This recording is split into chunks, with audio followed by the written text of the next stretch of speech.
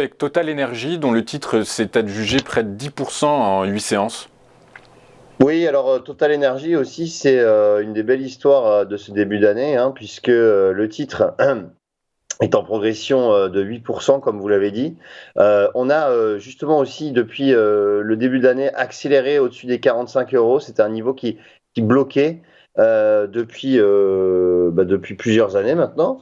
Et Total profite, lui, pour le coup, de la hausse du cours du pétrole, hein, puisque depuis le début de l'année, on a un pétrole aussi qui progresse fortement. On a un baril de Brent qui est revenu aux alentours des 85 dollars, qui est au niveau de ses plus hauts annuels. Et Total Energy en profite.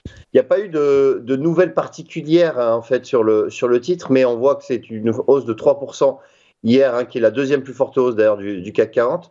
On a aussi ouvert un gap haussier lorsqu'on regarde un petit peu. Hier, on a ouvert un gap haussier, ce qui est un signe de force pour, pour le cours de bourse, hein, de Total.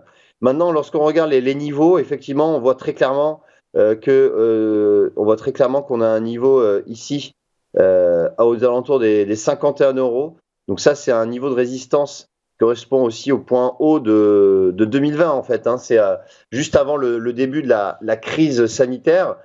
Total n'a toujours pas rattrapé ses points hauts, donc pré-crise, et c'est vraisemblablement un niveau qui devrait être atteint dans le courant de l'année sur Total Energy. Ok, très bien. Un objectif donc du coup à court terme. À l'inverse, quel serait le niveau de résistance, le niveau de support qu'il faudrait avoir en tête, Antoine? Alors effectivement, les niveaux de support, généralement, on les trace au niveau des premiers creux.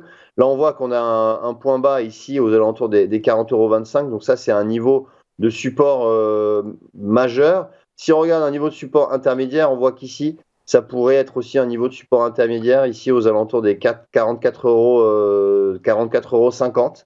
Donc si on revenait taper finalement c'était les points bas du début d'année, hein, finalement le 3 janvier on avait atteint ce niveau, on pourrait assister, si on revenait sur ces niveaux, on pourrait assister à un rebond, mais la dynamique est vraiment haussière aussi sur Total Energy.